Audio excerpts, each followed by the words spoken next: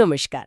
আজকের আলোচনায় আমরা ড্রু এরিক কুবিটম্যানের লেখা ক্যাশভার্টাইজিং বইটা নিয়ে একটু কথা বলবো। হ্যাঁ, বইটা তো বেশ বিখ্যাত মার্কেটিং জগতে। ঠিক তাই। এর মূল যে বিপণন কৌশলগুলো সেগুলো একটু খুঁটিয়ে দেখতে চাই। মানে কেন এটা নিয়ে এত আলোচনা হয়। একদম। আর আমাদের এই আলোচনাটা কিন্তু শুধু বইটার ওপর না।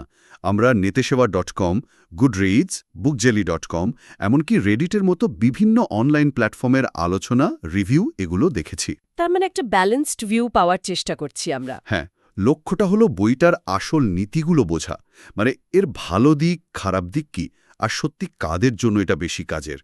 বিশেষ করে যারা হয়তো মার্কেটিং কৌশলগুলো দ্রুত কিন্তু ভালোভাবে শিখতে চান। দারুণ। আমি পড়ছিলাম বইটাতে নাকি ১০০রও বেশি বিজ্ঞাপন কৌশল, আর পুরোটাই নাকি কনজিউমার সাইকোলজির ওপর ভিত্তি করে। ঠিক তাই। সবচেয়ে মজার বা বলা ভালো গুরুত্বপূর্ণ অংশ হলো ওই লাইফ ফোর্স 8। হ্যাঁ, আমিও ওটা খেয়াল করেছি। মানুষের ৮টা মৌলিক আকাঙ্ক্ষা, তাই না, যেগুলো আমাদের কেনাকাটার সিদ্ধান্তকে প্রভাবিত করে। একদম।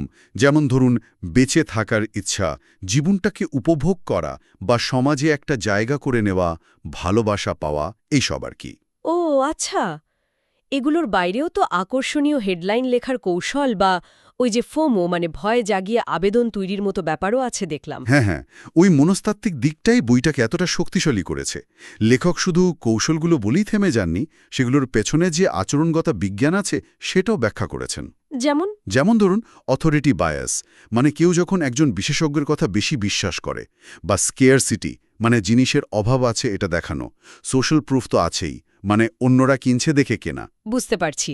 আর বইটাতে নাকি বেশ কিছু টুলসও আছে, টেমপ্লেট, চেকলিস্ট, এইসব। হ্যাঁ, ওগুলো খুব কাজের। বিশেষ করে যারা নতুন, তাদের জন্য জিনিসগুলো প্রয়োগ করা বেশ সহজ হয়ে যায়। তাহলে বলাই যায় যে যারা বিজ্ঞাপন বা কপিরাইটিংয়ের জগতে একদম নতুন, তাদের জন্য এটা একটা দারুণ স্টার্টিং পয়েন্ট হতে পারে। অবশ্যই।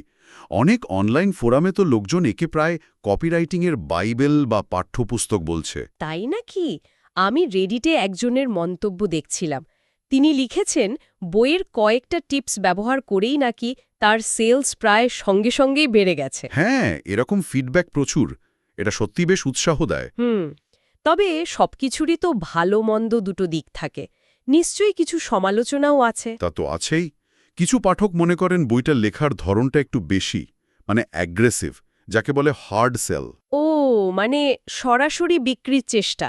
সেটা হয়তো আজকের ডিজিটাল যুগে একটু পুরনো লাগতে পারে, তাই না? ঠিক। কিছুটা আউটডেটেড মনে হতে পারে কারো কারো। আর একটা ব্যাপার হলো, বইটা তো প্রথম বেরিয়েছিল ২০০৮ সালে। হ্যাঁ, সেটা তো বেশ আগের। তখন তো প্রিন্ট মিডিয়ার যুগ, তাই বইটাতে ফন্ট, লেআউট, কুপন এইসব প্রিন্ট সংক্রান্ত জিনিসের ওপর বেশ জোর দেওয়া হয়েছে। আচ্ছা, বুঝতে পারছি। এখন যারা মূলত ডিজিটাল মার্কেটিং করেন, তাদের কাছে ওই অংশগুলো হয়তো একটু কম প্রাসঙ্গিক মনে হতে পারে। হ্যাঁ, সেটাই। এখনকার ডিজিটাল ফার্স্ট দুনিয়ায় ওই দিকটার আবেদন কিছুটা কমেছে। আবার কেউ কেউ এটাও বলেন যে বইয়ের কিছু আলোচনা যেন একটু ঘুরে ফিরে একই জায়গায় আসছে, মানে রিপিটেটিভ। আর ফন্টের মতো বিষয় নিয়ে অতিরিক্ত ডিটেইলিংয়ের কথাও বলছিলেন কেউ কেউ। হ্যাঁ, ওই অংশটা কারো কারো কাছে একটু বেশি বিস্তারিত মনে হয়েছে। তাহলে সব মিলিয়ে বইটাকে কিভাবে দেখা যায়? মনে হচ্ছে এটা নতুন মার্কেটার বা যারা নিজের কাজ নিজেই করেন তাদের জন্য বেশ কাজের একটা হ্যান্ডবুক, কারণ এতে সরাসরি প্রয়োগ করার মতো কৌশল আছে। একদম। একটা রেজাল্ট ওরিয়েন্টেড, সাইকোলজি নির্ভর হ্যান্ডবুক বলা যেতে পারে। নতুনদের ভিতটা তৈরি করে দেওয়ার জন্য খুব ভালো। কিন্তু যারা অভিজ্ঞ মার্কেটার, তাদের কাছে হয়তো কিছু কনসেপ্ট একটু পুরনো বা পুনরাবৃত্তিমূলক লাগতে পারে। আর ওই যে বললাম, সরাসরি বিক্রির যে ধরনটা, সেটা হয়তো সবার ঠিক পছন্দ নাও হতে পারে। তাহলে স্পেসিফিক্যালি কাদের জন্য এটা সবচেয়ে উপযুক্ত হবে? যারা হাতে কলমে ব্যবহার করার মতো কৌশল চান আর সাইকোলজিক্যাল অ্যাঙ্গেলটা বুঝতে চান? একেবারে। যারা একটা স্ট্র্যাটেজিক প্লেবুক খুঁজছেন, যেটা মানুষের মনস্তত্ত্বকে কাজে লাগায়, তাদের জন্য এটা দারুণ জিনিস।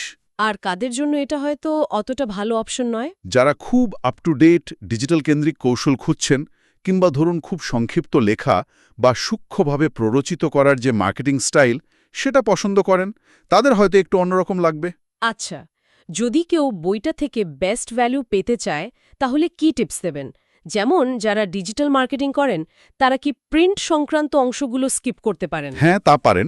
মানে প্রিন্ট কেন্দ্রিক অধ্যায়গুলো, যেমন ফন্ট বা লেআউট নিয়ে যা আছে, সেগুলো হয়তো দ্রুত দেখে নিলেন বা প্রয়োজন না হলে এড়িয়ে গেলেন। আর অন্য কিছু? বইয়ের শেষে যে হট লিস্ট বা চেকলিস্টগুলো আছে ওগুলো কুইক রেফারেন্সের জন্য খুব কাজের।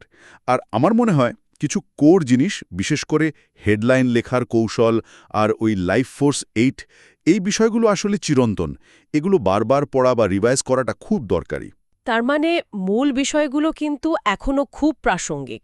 মোটের উপর বলা যায় এটা একটা শক্তিশালী প্র্যাকটিক্যাল গাইড, বিজ্ঞাপনের কপি আরও ইফেক্টিভ করতে সাহায্য করবে যদি এর ওই সোজাসাপটা ক্লাসিক মার্কেটিং স্টাইলটা নিয়ে আপত্তি না থাকে। হ্যাঁ, ঠিক বলেছেন। এটা একটা কাজের টুলকিট।